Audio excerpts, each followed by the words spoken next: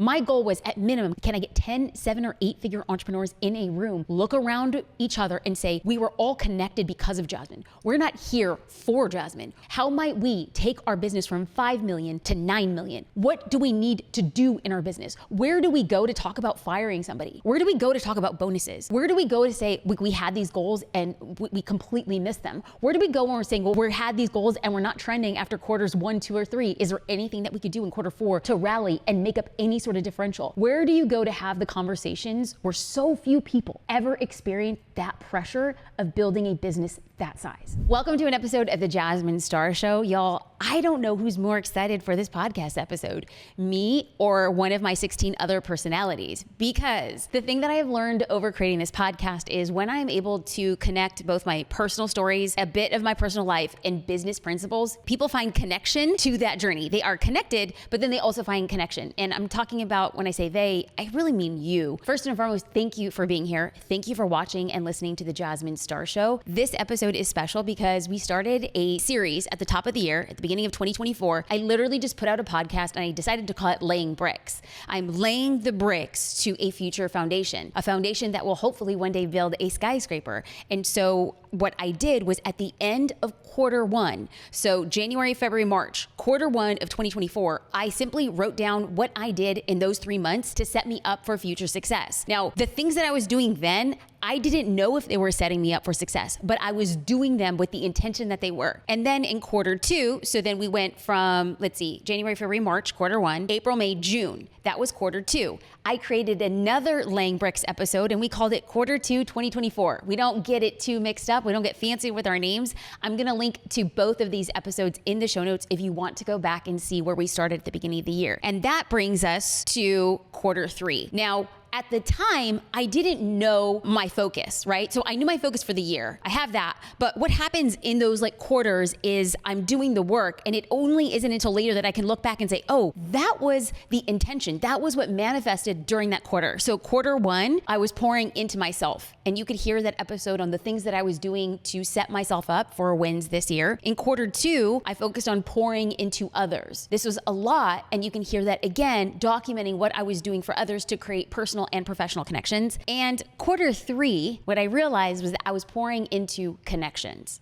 being very active in the connections that I was creating with people. I know that I am a natural connector. I could see people and I'm like, they need to talk or they need to connect. And when I am making connections with people, I could feel that same vibration. I could feel that same energy. It's like, I don't know how we're going to be connected, but we are. So let's go deep, let's get real, and let's get started. And on that note, that's exactly where we're going to begin, because quarter 3 was July, August, and September. So we're going to go back and we're going to break down what I did. And sometimes we don't take the time to sit down and look back at what we've done. Sometimes I'm just in the mix of things that I'm just doing and I'm like, oh, I'm just getting it done. I'm doing whatever it takes to get it done. And it isn't until after you give yourself a little bit of time to simply look at your calendar and say, what did I do? Where did I go? Who did I become? What decisions did I make? That you actually begin to reflect around the big sacrifices and dedication that you have to your dream. So if you haven't done that, I highly encourage you, literally take 5 or 7 minutes, go to your calendar and simply say, what calls did I have? What did I do? Who did I connect with? And I promise you, you're going to have a deep sense of gratification. Gratification? Is that it? Gratification. Yes. I was going to say satisfaction and gratification. See, I thought it was a made up word and we're just going to run with it. Satisfaction and gratification. Okay, so let's begin on July 8th. July 8th, I began with a deep, wholehearted intent to do research calls. I set out to set up meetings with 7 and 8-figure entrepreneurs. I'm a firm believer that the more I talk to people that I serve, the more inclined and the more empowered I will be to come up with ways to serve them. And so without actually getting into somebody else's pressure points, I wouldn't know an idea to create. But the beauty of research calls is that I'm having a lot of them and I begin to find patterns. I begin to start seeing gaps in between what people are saying. And I then can ask myself, can the team and I fill those gaps? So these research calls, I started with 3 questions. So if you are looking for a new product or service, if you want to start your business, or if you want to expand your product suite, here are 3 questions that I asked. They're not fancy, and I'm sure somebody smarter will come up with much smarter questions, but I'm telling you, they get the job done. So each of these calls were about 20 minutes. And I have now done, I think maybe over 50 of them. And I ask the same 3 questions. Question number 1, what has been the best thing that you have done to scale your business? This gives somebody the opportunity to reflect and say, oh, it was when I hired that coach, or it was when I joined that program, or when I joined a mastermind, or when I simply got out of my bubble, when I moved. Whatever the case may be, or whatever the case it was, I'm actually in Notion and I am writing notes on these conversations. The second question was, what was something in your business that had the least ROI? Basically, I'm asking, what was something that you did in your business that just didn't move the needle? What's something that you wish that you could look back on and say, I wish I just didn't do that? That gives me a lot of insight into what people thought was valuable, but then didn't end up giving them the value that they wanted. And then I begin to ask questions like, why? What happened there? What do you wish was different? Again, I'm just looking for gaps. The third question is, and you can make this your own, but I say, let's pretend I am your Latina fairy godmother and I have a magic wand and I can wave a wand over your business and give you any solution that you desire. I can make anything that you want happen and come to life. And I said, there's no such thing as a dumb answer. I have a magic wand and you can make anything come to life. And you would be so surprised the things that people say. Because when we talk about magic wand moments, and again, you can make it your own, I call a magic wand moment is that you give somebody the permission to say, okay, it doesn't have to be in reality. Like I can literally just talk about the thing that if I woke up tomorrow and it was solved, I would pay $1 million for it, right? And so when you talk about magic wands, people have the ability to not think of what's possible, but what they want the most. And I am telling you, those are so insightful. So I focused on patterns, I focused on gaps, and I focused on the needs of people. And then I started realizing I'm spotting missing puzzle pieces. And I can hypothesize what those missing puzzle pieces are. And once I've identified, here's a few missing puzzle pieces, then I get to go to the team, I get to ask myself, do we want to test building out this particular puzzle piece? And then we just set out to test it. We don't say, oh, we're gonna start a new business vertical. We don't say we need to hire an operator for this. We simply say, what can we do to start testing this theory that this puzzle piece is actually viable, that people want it and people would pay for it? And sometimes I joke with the team that I take these calls and sometimes people say, Jasmine, they just take so much time. I agree. They take a lot of time. They take a lot of energy. But what I have come to know is that the time that I'm spending now is saving so much time in the future. Because the pattern that I've seen a lot with novice or starting entrepreneurs is they have an idea, they love the idea, they know the market needs it, and then they put it out. And then they wonder, why is it not happening? Why is it not working? In fact, I did an Ask Me Anything on Instagram a couple weeks ago, and somebody had said, I have been trying for 3 years to sell my offer. I think the messaging is off. In 3 years, I've made $0. My response to that on Instagram in front of hundreds of thousands of people was, it's not the messaging, it's the offer. Because if it was the messaging, you would have had at least just one sale, right? There would have been something that you said that would have resonated. Even weak messaging with a good offer will still sell the offer. It is the offer itself. People don't want to buy the thing that that person is selling in its current state. And I told her to do the very thing that I have been doing. I told her, set up calls with 100 people who could potentially buy the thing that they want, and then see if you could make an offer around it, and then see if you could solve their biggest hurdle, their struggle, their greatest desire. And it is then, and only then, after you sell 5 units, can you go back to those people and say, how do I make it better? But until you've actually come up with an offer that somebody wants to buy, it's not a messaging issue, it's an offer issue. So I have these calls to insulate risk when it comes to testing a new offer. Okay, so that was July 8th. We're gonna go to July 12th. This was a very interesting conversation for me. So I am a part of a mastermind called Vive. It's with Gary Vaynerchuk. Vive is an arm where they take 5 CMOs and 5 CEOs. This was their first, they called it their maiden voyage. It was the first group of people that they did. They hand selected this group of people and they said, we really want to facilitate the things that you need. And so as I am pursuing professional speaking as part of my career, I've been speaking for years, and I just started noticing that there are different opportunities that come to different people for different reasons. And I didn't know why. Because, let's just have that real conversation. There's this temptation to be like, it's me, right? I'm the problem. I'm the issue. It's me. They're not calling me. They're not hiring me because it's me, be real. I literally wanted somebody to sit across the internet and say, yeah, Jasmine, it is you. Let me tell you all the ways to fix you. And I would be like, great, let's go. So they were able to facilitate a conversation with the CEO of Vayner Speakers. His name is Zach Nadler. Now, Zach had a conversation with our group. Now, I had emailed Zach, maybe the last 2 or 3 years, we'd emailed 2 or 3 times. He reached out. I had signed with a speaking agency and it was very sweet. Said, congratulations. I was asking him questions questions about the terms of the contract. So we have known each other very loosely. I would not say we're friends or peers, but we've known each other by way of email. So now that I was part of this program and they know that I'm pursuing professional speaking, they said, Jasmine, we want to get you and 2 other people from the Vive program who are pursuing speaking, and we want to have a 40-minute conversation with Zach so that he can impart information. And my first thought was, it's happening. I get the person to sit across me from the internet and tell me, it's you, baby. You're the problem. And I was like, great, like deal it to me. I wanted somebody to be so honest and say, this is how you get better. And so shout out to Ronsley and Carrie. They joined me on this call from the Vive program. And Zach explained that there's 2 types of speaker tracks. Track number 1 is a corporate speaker. This is where somebody is speaking for organizations like Compass or Remax, large like HVAC conferences.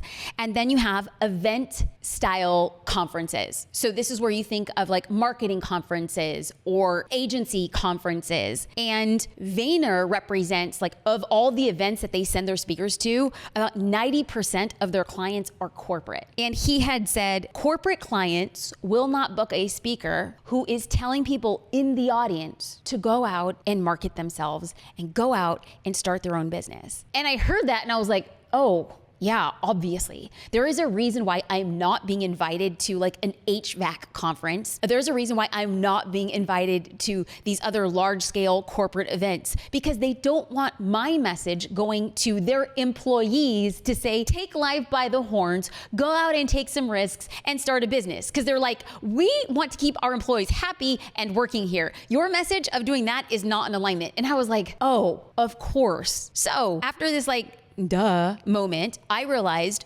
okay, at this point in my career, I am definitely on the conference event track as a speaker. If I decide to change my objective, and at this point in time, I'm not planning on changing my objective. I'm not going to change my message to fit a specific audience to hire me for speaking, because I'm not pursuing becoming a professional speaker. I am a speaker as a conduit for business growth. I'm not a speaker as my business. Now, if I wanted to change that market, or if I wanted to be considered in that, my key takeaway is to have a piece of content that is more for the masses. My content is very specific. It is around business and it is around go-to-market strategy. That is what I talk about. But if I say, like, I wrote a book, and I wrote a book around habits, I wrote a book around productivity, if I wrote a book around being your best self or being a top edge performer, if I wrote a book around that, then I would have the opportunity to speak, yes, at conferences for marketing, for agency owners, but also have the opportunity to speak at corporate events, because corporations want their employees to be more productive, have a competitive edge, things of that nature. So if I decided, let's just say in 2025, after the conversation, I said that in my press kit, I'm really going to just be focused on speaking at events. That's what my press kit's going to be focused on. And in 2026, I can now look at that and say, do I want the scope to be bigger? Do I want to have a message that is palatable for both types of speaker tracks? I'll keep you posted on that. That's just a brick, y'all. That's just a brick. I'm writing my notes and I'm sharing them with you. Now we're at July 16th. I interviewed a new executive assistant. Now, the reason why I had waited so long is because I had gone through 2 other EAs and they were wonderful, lovely people, but I don't think that they actually got the level at which I needed them to do and be as an executive assistant. And to be clear, there's not one type of executive assistant the way that there's not one type of CEO. As a CEO, you need different things. And so I didn't have the best experience. And I said, it takes so much time to train this person and I'm just not there. And I kept on coming up with excuses. That's just what it was. It was just an excuse. Now, my life and business has gotten so busy that I said, I need somebody to help me. And I was having a conversation with another CEO and he says, hey, I think I have a really great recommendation for you. But he said, I have to let you know that she's expensive. And he said, but here's one thing I know about paying people who are really good at what they do. They get things done more efficiently. They take less time to train and they work faster. He's like, so you'll be paying her more than you would her counterpart, but it will be well worth that investment. And so I want to pause here. And in the Q2 Laying Bricks episode, I said, in June, I went to a Cody Sanchez event. I met this person at the Cody Sanchez event, and he was the one who recommended me to reach out to this EA. So we talk about laying bricks, right? We're going to events, we're meeting people, we're doing things that make us a little bit uncomfortable for a future return. So good news, I hired her. We are now, 2 months 2 months of working together. So we do a 30, 60, 90 day check-in and trial and feedback. I like to give clear feedback, and I want her to give clear feedback for me. And so one of the reasons why I hired her was I said, we are a very systems-driven team. We work at an Olympic caliber. Do you think that this would be a workspace for you? And she said, absolutely, without a shadow of a doubt. And I said, okay, well, when we do our onboarding process, I want you to flex your systems muscle. We believe we're highly systematized with our onboarding. Can you go through our onboarding and can you find, number one, ways to make it better, and two, more ways to systematize it? And I have to tell you, the queen came back with 3 things, not 1, but 3. Immediately, I knew we were off to the races because she came in and she asked very good questions. She has a ton of experience. She came in seasoned and she said, my only goal is to figure out how you work and have you work faster. Y'all, how have I waited so long? So shout out, I'll be sharing more about that journey and what that onboarding looked like as hiring an executive assistant once we pass our 90 days, because it is a trial period. For 30, 60, 90 days, it is a trial period to ensure that we are working and growing on the same page and that she can expand into her role. Let's go to July 16th. Again, on the same day that I had that EA interview, I hopped into the class number 1. Okay, so we were looking at ways to build our list. And our list is like our newsletter list. This is people who are going to be more interested in the things that we are promoting, the things that we're saying, what we're teaching. And so we are actively building our list. And so we decided to do a 3-part live series called A Scaling Accelerator for 7-Figure Entrepreneurs. And our COO came to me and she said, Jasmine, I just don't know how worth it would be to run ads to get people into this class. She said, I think that we should offer it to our current list just to keep that list warm and keep them activated as a way to say thank you. And I was like, okay, great. No problem, but I really do want to run ads. And for her, she's very numbers driven. And she says, I just want to know the return on investment. What is the ROI? So we set a budget for ads. It was pretty conservative because I said, I really do think that new people need to get on the list, specifically as we target 7-figure entrepreneurs. And so what we decided to do in order for her, because we had to make both parties happy, right? Because she says, I don't mind setting aside a budget. We need to know the ROI. And so together we came up with this idea. What we started to doing was to segment the list. So when somebody signed up for our 7-Figure Accelerator, they got to a thank you page, and then there was an optional section where we said, hey, can you answer 3 questions to help us serve you better? We asked for their revenue, we asked for how big their team was, and we asked for what type of content they wanted to see more of. Now, anybody who listed they were within 6 figures, we applied a tag and put them in a segment. Anybody who said they were 7 figures, we applied a tag and put them into a segment. Anybody who said that they were 8 figures, we applied a tag and put them into a segment. Because what we wanted to start doing is to start segmenting our list to speak to them differently because they're at different points in their journey.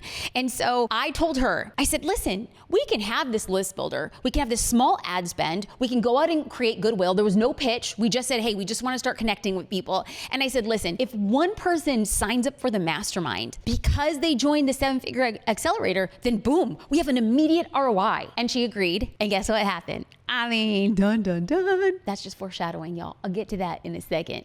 But your girl was right. Here's the thing. We got amazing feedback from this. We were able to grow our list. We were able to speak to different people in different ways. And we were able to create a community. I didn't sell anything. I just said, hey, I want to serve. And the beautiful thing here was we exported the chat from the class, and I was able to read the questions that people were asking, what they were saying, what was resonating with the audience, what was not really resonating with the audience. And I said, great. Now I know what type of different content to be making for the podcast, for newsletters. So this was my way to learn this audience a little bit more. July 17th, the day after, I had a one-on-one with Gary Vaynerchuk. Now, part of being part of his mastermind is that you get a 15-minute call with Gary. Now, I had a few weeks to prepare for this question, and I have to say, I valued this experience so much. In fact, I created a vlog around this experience. I'm going to be sure to add it to the show notes so that you can watch it on YouTube and see the behind the scenes. I'm not going to get into all of that right now. It was a lot, and it was very transformative. I will say that chatting with him opened my eyes, expanded my horizon, and then just gave me like a lot of room and permission just to like fail. Like literally, and y'all know I don't really believe in the word failure, I mean in lessons, but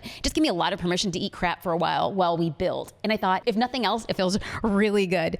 But the key takeaway from that is what you'll see in the vlog was to keep building, just keep building, to continue moving forward, even if the future, it seems like very foggy or a little obscure, and to continue to do it my own way. And when he said that, it hit real deep, because in the Q1 Laying Bricks episode, I had mentioned that my word of the year was independent. And for a while I struggled with that because I am not a kind of person who likes to do things on my own.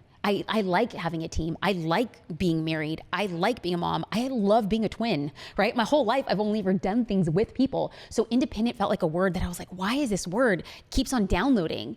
And what I realized was independent wasn't doing it on my own. Independent was doing it my own way. And so when Gary said, keep building and doing it your own way, I thought to myself, oh, it's just triple confirmation that that's where I'm supposed to be this year. Now we're in the month of July 2nd. Okay, so I have to tell you right now, I'm just gonna be real. What came up for me right now is I'm like, and now we're in July. And my thought was, oh my God, are you bored to death? Like you might be completely bored to death. And whenever I do these, I really think that people are bored to death. But people send me DMs and they send me emails and they say, thank you, because this podcast is really getting us a peek into what you're doing to make moves, and it's encouraging us to move in the same way. And I'm like, okay, so I'm gonna get over it, right? I'm gonna get over like this negative self-talk, because y'all, this podcast is free 99. I will refund you. You could pass right on over this podcast episode if it's not for you.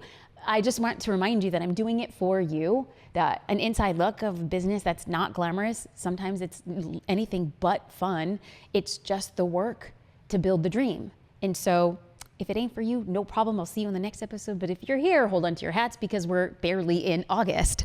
Yeah, we did a lot in July, yo. We did a lot, and I didn't know that we did a lot in July. We just did a freaking boatload in July. August 2nd. So I was consulting for a product-based business-to-business company, and they had a new idea of what they wanted to do to promote. And they said, we want to create an arm of our business selling the same product, but we want to change from B2B to B2C. And I loved these conversations. And, a lot of times the people who are hiring myself and the team in a consulting capacity, these are people with very large businesses. And I'm just going to be real. They wouldn't have hired me based on what they saw on social media. They just wouldn't. They wouldn't hire me based on what they saw on my website. They really wouldn't. Is that going to change in the future? It will, and it must. But right now, I find that I am able to attract these types of consulting opportunities. Number one, because I freaking love them. I am a builder. I love ideation. I love working with other very driven, high-performing teams that can deploy on the things that we're talking about. But what I will say in regards to this was the reason I was able to land this opportunity was because I was in a room with this person, and he was watching the way that I was talking, watching the questions I was asking, watching how I was synthesizing. And then he, at the end of the event, had said, hey, can we hop on a call? We hopped on a call. I explained more about what I did, what we offered, and he's like, great. I want to set up a little bit of a strategy, whole ideation process of how we're going to transition to B2C. And so we outlined his brand strategy. We outlined his go-to-market strategy, and we talked about how much he wanted me to be involved, because at the point of us coming into the process, he was already working with a branding agency, and here's the thing, he was so excited about the new branding. And I was like, dude, this is amazing. It looks great and it is beautiful, but you haven't identified your ideal client profile. And he's just like, I'm going to leave it very vague. So he said, it's for women. And I was like, right, but the way that you market to a 22-year-old, a 32-year-old, and a 42-year-old, or a 52-year-old, really different. Styles, aesthetics, preferences, font type, font size. Older women prefer larger font. Younger women prefer smaller font. Why? It's easier to read.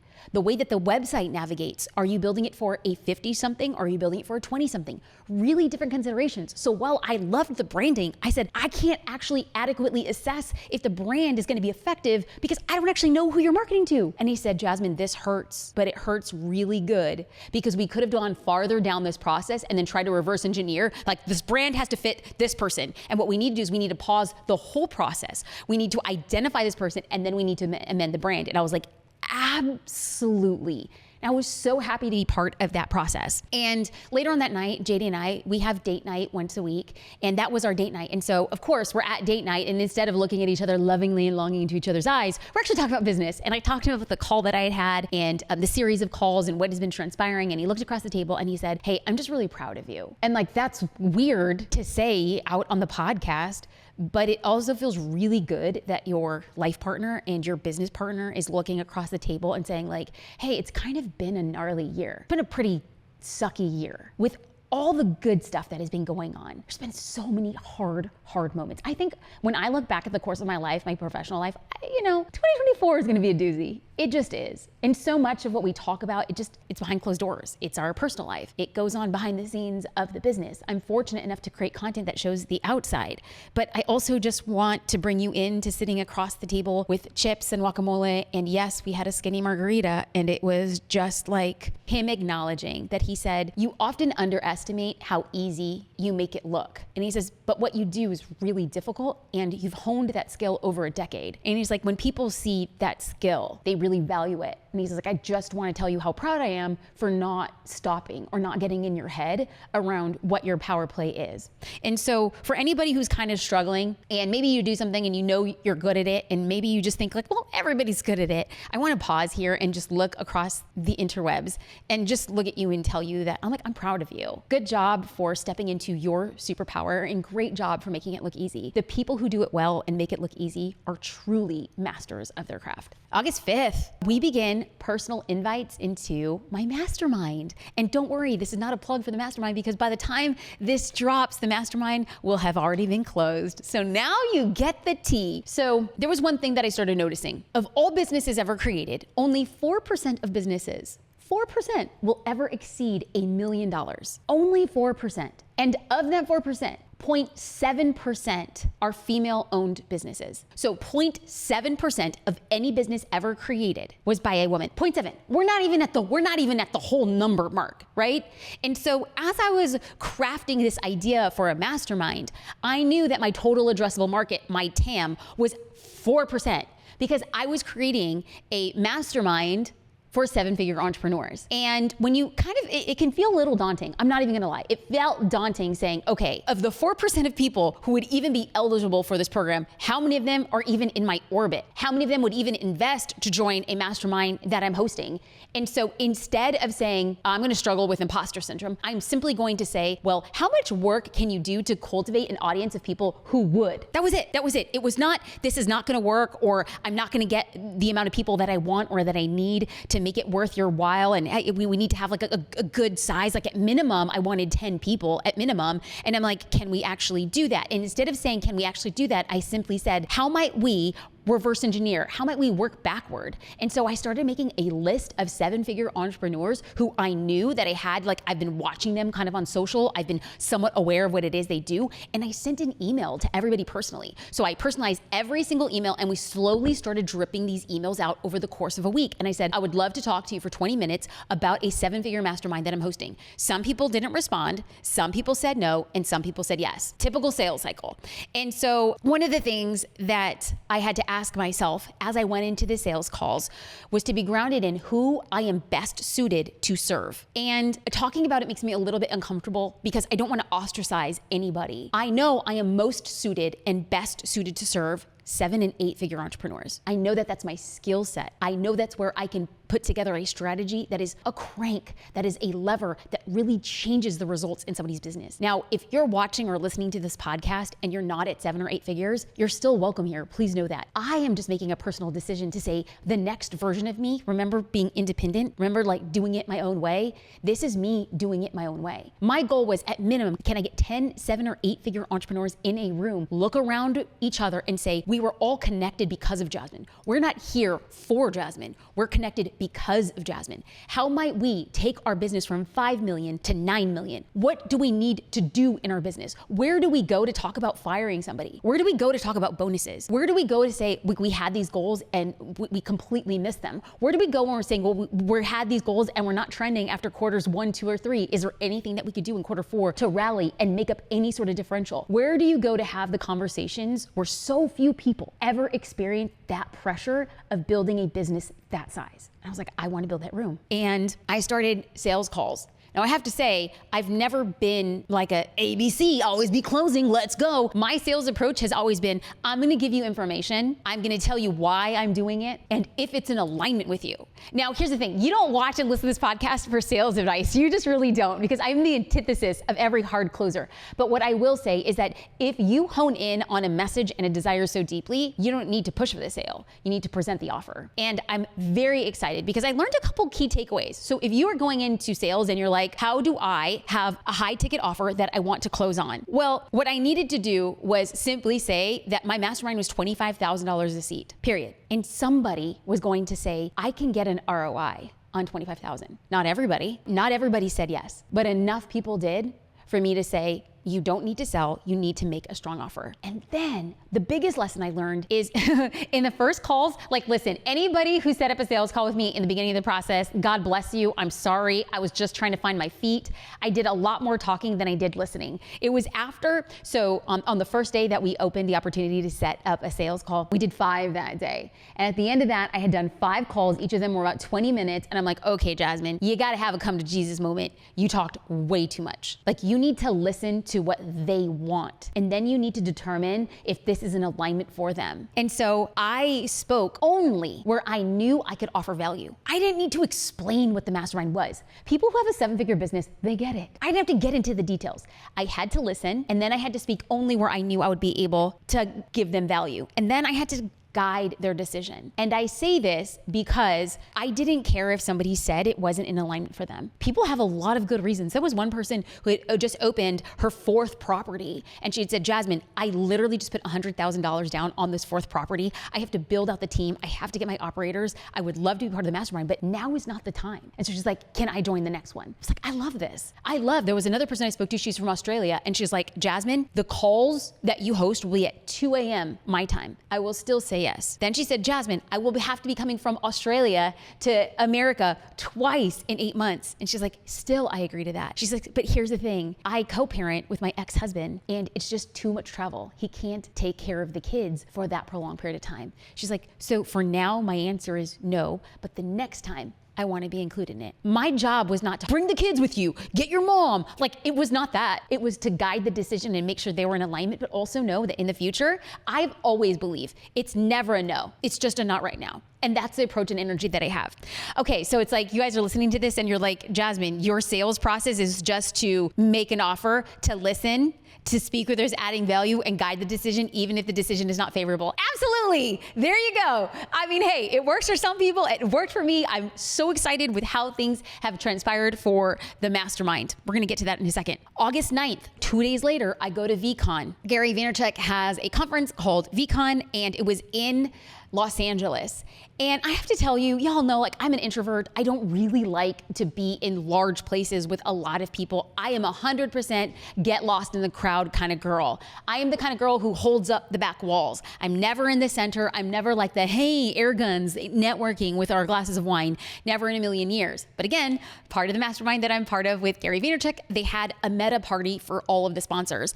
And so I've never been to a meta party, and I was just like, that sounds cool. So in LA, actually I should probably say we're in Hollywood. It sounds a lot cooler. We're in Hollywood, we get up to a rooftop, we're at the meta party, and here's the thing. I used to be very embarrassed because I did an Irish exit. I got back to the hotel and my husband says like, wow, you're back early. And he said, how were you able to say goodbye to everybody? And I said, I did an Irish exit. And he's like, what are you doing? He's like, you can't just leave these parties where people are graciously hosting you and just leave without being noticed.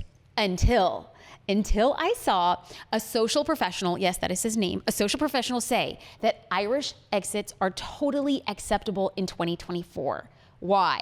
Because when people leave a party early, they're actually a disruption. And so in my mind, I totally got away with it. Okay, but I gotta back up because there's a little part of the story that, listen, I don't know if y'all believe in God. I do. I call them God winks. I'm at this party and I'm just not very good at mixing. It just is what it is. I'm not that great. I'm not even a big drinker. So I have like soda water and some lime, and I'm just walking and I'm like, okay, I don't know how to introduce myself to people. I don't know how to jump into conversations. And so then what I did was I was just making content. I was making content at the event. And then I was like, my time has come. I'm gonna get my Uber. I'm gonna go back to the hotel. So I'm slinking out the side of the party, and there is a booth, and picture like an L-shaped booth. And there in the L-shaped booth, my eyes turn over to a guy who's sitting there, and then we make eye contact. And the guy who I made eye contact with was none other than Gary freaking Vaynerchuk. We look at each other, and then immediately I turn my eyes, I'm like, okay. I was like, you saw Gary? Gary saw you. Keep walking. It's totally fine. It's totally fine. Gary stands up, leans over the table, gives me a hug. Listen. I died. I was like, Gare Bear, we spoke like 2 weeks ago on our one-on-one. And he's like, Jasmine, how are you doing? I just kind of died. I spoke to his chief of staff. She's been so accommodating through this whole process. And I thought to myself, see, Jasmine, this is why you Irish exit, baby. This is why you slink out of the silent parties, because you're gonna meet people on the way out. There, JD and I had planned to do the event together the entire time. Things kind of changed with our daughter. And so we did all of Friday together. And then he headed back home on Saturday morning. And so I did the event from Saturday and Sunday solo, which is fine. But again, I'm an introvert and slightly awkward in very large groups of people. And so I was there. And remember how I told you in the Q2 Laying Bricks episode, I was at a Cody Sanchez event. I sat across from a girl named Catalina, and she and I connected. She invited me on her podcast. She started following me on social media. And then on social media, I said, oh, hey, I'm going to VCon. Well, she decided to take her entire marketing team to Los Angeles for VCon. So she was there. I was doing like stories when I was there, and she sent me a DM and she's like, hey, I'm here in LA. And so I was totally by myself. And I said, can I crash your lunch? I had nobody to eat with for lunch, and I just crashed her lunch. So shout out to Catalina and her marketing crew for inviting me so generously to have lunch with them. And so remember how I said the focus on Q3 was building those connections? It was uncomfortable for me to invite myself to their party. It was, but I did it because I wanted those connections to flourish. On that note, I created a vlog from the Gary Vaynerchuk a VCon event that you could check out on YouTube as well. Okay, that same weekend, there was a dinner at Catch. Now, I say Catch, I had no idea, but this is the famous Kardashian Catch. This is where Khloe swears by the fish. I don't watch the Kardashians, I don't know, but that's what everybody was saying. Like, oh, Khloe loves this fish, and this is Kim's favorite. And I was like, listen, just please get me a glass of champagne, and please get me some grilled fish, and then the world is fine if I have those two things. And so it was Saturday night, and the dinner didn't start, I think, until like 8 o'clock. And Gary was supposed to come to the dinner, but I legitimately, hand to heaven, was like, there's just no way this guy is coming to dinner, because this event was so long. He must be so exhausted. And then it was like 9:30, 9:45, and he rolls in, and everybody's shocked, and we're all sitting at tables, and he generously starts talking about the event, what he wanted for the event. He thanked everybody there at Vive for showing up. And then our host, Andrea, had said, hey, does anybody have questions for Gary? And no lie, it was probably like silent for 2 or 3 seconds, and everyone's looking around and being like, Gary's exhausted. Like, we're not gonna ask this guy questions right now. And then I raised my hand and I said, I don't have a question. I just wanna say thank you. Thank you for showing up. He gave a keynote opening session on Friday, and what he did is he debuted the next version of VeeFriends. Now, if you're not familiar with VeeFriends, it was like an NFT project that he dropped back in 2020. I had invested in that project. I'm a part of the project. I just wanted to see how this guy was rolling in the Web3 world. What he did was they changed so much of how Web3 was adopted. Now, whether or not like the NFT bros are still in existence, I do believe that Web3 is 100% the future, and I just wanted to watch on. So part of that project was him debuting cartoons as part of the NFTs. And over the years, they've iterated many times. And as he gave his keynote, they were flashing 2020, 2021, 2022, 2023. And what I saw in that video was pure perseverance. What I saw was a builder who, despite negative feedback or toxicity on Discord, he continues to build. And so I raised my hand and I said, hey, I just want to thank you for showing up as a builder and encouraging us to persevere, because business is hard and you are a walking embodiment of how we should show up. And he said, hey, I want to say thank you for saying that, because after he gave his keynote speech, he went into Discord. Discord's just a community. Just think about this as like a message chat area, all of these people who had bought NFTs. And Gary had said that when he went into Discord, people were really negative about it. They were saying, look, he doesn't even believe in the project. He's given up on the project. And he says, there's 2 types of people, builders and non-builders. And builders see another builder build despite how hard it is, and they appreciate it.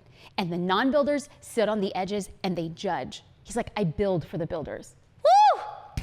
Hot dang, I build for the builders. Yes, you do, son. Yes, you do. All right, so you can check out that vlog on my YouTube channel. Now we're on August 18th. I went to a mastermind in Laguna Beach. I was there with Amy Porterfield, Dr. Gabrielle Lyon, Jamie Kern-Lima, Lori Harder, Lindsay Schwartz, and Jen Gottlieb. We've made a commitment to each other to show up. We meet every 6 months, and we started this event. Now, normally what we do, and here's the thing, I often talk about masterminds, and it's not like this mystic thing. It's like, like skulls and bones, and we chant and drink each other's like Kool-Aid blood. Not at all. We actually just have hot seats and we talk about business and we get down into the dirty real of it. But this time around, now we've gotten together now a few times. Like we're friends personally and professionally. And so we started there, we're all sitting there, we're hanging out. And then I said, is there any chance that we could just get like really real right now? Because I'm not my best self. I'm actually struggling. And I openly talked about my struggle with depression. And I was like, it's just hard right now. It's just hard right now. And so I shared that. And then other people just started talking about real life stuff. Like we got real. And halfway through, I stopped the conversation because it was just heavy. It's a lot. We all deal with so much stuff that nobody sees online. And so then I had said, oh, in high school, my friends and I, we got together. It was during Christmas. We're sitting around. We're all having a hard time. It's our senior year. We're going in different directions. Some of the schools that we just didn't get into, or scholarship or family issues. And we had made brownies that night. And there was one brownie left in the tin. And we're all sitting around. We're having these conversations and we made a game, sick and distorted game, but it was a game nevertheless. We said, the person with the saddest story, the hardest moment right now they're going through, they win the brownie. And so then I explained like the brownie story to all of the women there, and then we started competing for a brownie. Like who's having the hardest year? Boom, you get the brownie. But what we ended up doing after that is like we just got real. It started us on a real thing, is like how do we balance our life? How do we balance our aspirations? How do we show up as 100% ourselves? And how do we play a much bigger game in flow, in joy, in peace? How do we love the build? So we had hot seats, and these are just times, like we just set a timer. You come in with a situation, you come in with a perspective, you come in with a hurdle, and you say, this is how I see it. And then everybody sits there and we just ask questions, and we ask for numbers, we ask for feedback, data, we propose different ways of looking at it. Those things are fully transformative, and I love them because I learn from hearing other people talk about somebody else's business. So that's why we have hot seats in my mastermind as well. Now we're at August 26th. Y'all don't worry, we're rounding this mother out. Austin, we did podcasting at the end of the month. And I think that when I look back at the year, I feel really proud that I took 2 initiatives in the podcast. I had guest co-hosting days where I brought in a co-host and they curated the guests that we interviewed on that one day. And I also started podcasting in different cities. I said that 2024 was the year of the podcast. I said I was doubling down on the podcast. We don't monetize the podcast. It was a very considerable investment this year to do it, but this was the year I became obsessed with it. So we ended the last out-of-state podcast recording in August of 26. I went to Austin. I had incredible guests I cannot wait to share. And in addition to that, I had podcast recording on August 21st in Hollywood to really attract an LA-based audience. And then we went to Austin. And what was unexpected, and this is just me being real, is in August, I went from being in a highly successful mastermind, these people are freaking incredible, to interviewing highly successful 8-figure business owners in Hollywood, to 5 days later flying to Austin and interviewing highly successful entrepreneurs. And I will tell you, on social media, it looked freaking cool. And it was. But what I didn't expect to happen was having so much condensed time around really freaking successful people. It kind of did a number. I was like, what's going on? I came back from Austin. I worked for a few days and we went into the holiday weekend. And I was like, what is coming up for me? And what was coming up for me so distinctly, because I had a therapy session, shout out to Dr. Leah, it was a condensed amount of time that made me feel I wasn't moving as fast as I wanted to. I wasn't as big as I thought I could be. That the pressures of building the business became very comparative. And normally, I don't really struggle with that. But being around condensed so much freaking growth and success, fully condensed, a full-on, undiluted, 100-proof shot of pure, glorious success, I thought to myself, I am nowhere near where I want to be. And so if you're watching and listening and you have that sensation of where you are not where you want to be, I'm going to pause and I'm going to tell you some of the work that I did around that. I celebrated. I changed the timeline into saying, oh, you and you and you and you're an expander to me. You're showing me how big my future can be. You're showing me how small I am currently dreaming. I celebrate your success as if it is my own, because I get to step into that. When I am in alignment and when things are ready, I am celebrating you so that I can celebrate me. I also wanted to take a time to tell myself that if I was prepared for the thing I wanted, I would have it. If I was prepared for the thing that I wanted, I would have it. If I do not have it, I am not prepared. So my whole focus after that has been, what do I need to do to prepare for the level of success that I want?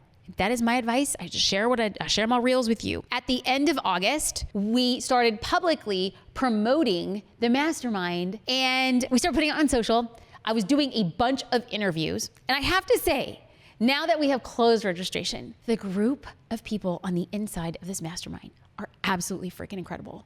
Like, I look at them and I think, oh, wow, these people are going to be the people that you do life with for the next 8 months. You are going to carefully and cherish every goal that they put in front of everybody. And collectively, we're going to say, this is not about me and it's not about you, this is about us. How are we all going to achieve our independent goal together? How can we pull on our connections? How can we pull on our resources? How do we pull on our collective knowledge to get to where we want to go? I cannot wait to share about this experience in upcoming podcasts once we have some time to distill, once I do more interviews, once I dig into their businesses and talk about the journey that they are on. And September 8th, I went to Santa Fe, New Mexico as part of a mastermind. And Santa Fe, New Mexico, it's the space that we went to. His name is Chip Connolly, and he is one of the founders of Airbnb. And he creates these beautiful health and wellness centers around the United States. He even has one in Mexico. And when we go there, we land and just everything is different. I am talking about the earth feels different. Now, I know I'm a beach girl. I'm in Newport Beach. I was a city girl born and raised in LA. And so it's people are like, oh, what do you mean, Jasmine? I'm like, I'm not really in nature ever. So when I get to New Mexico and we drive forever from the airport and everything's red and orange and deep, dusty, and we see just different types of plants, and we go into this beautiful kind of terracotta, Adobe style venue. And all it was about changing the person you were.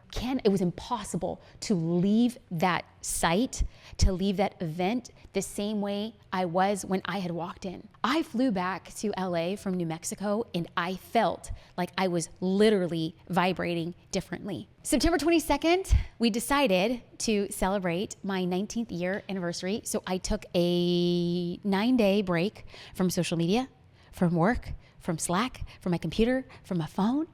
My husband, my daughter, and I flew to Cabo, and it's a place where we get to go and create our version of home, away from home. And it is a place to regroup, to figure out who we are as a family, and to look at the next, hopefully, 19 glorious years of being married. I married up, I married out of my league.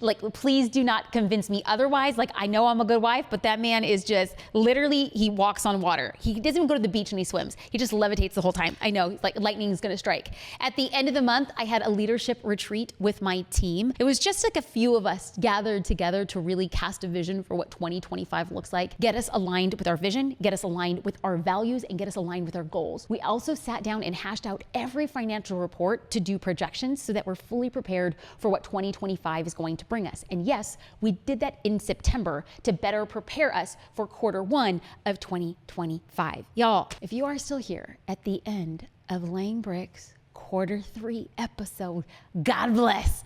In it, I mentioned I'm going to be linking to Q1 and Q2. I will also be linking to the vlogs that I had created on the events that I had experienced that I spoke about in Q3. I want to say thank you. And yeah, I'm out here just bearing my soul, getting all awkward, and it's okay as long as we're doing it together. If you can send me a direct message, if you could post this on social stories, that would be great, because then I know, hey, maybe I should continue to create content that people are resonating with and sharing and liking. It is always an honor and a privilege. And as you lay your bricks, be sure to go deep and to go wide with what it is you're doing. Because if you want to build a tall building, your foundation needs to be set and fully intact. And that is what these episodes are all about. Thank you 1,000 times over.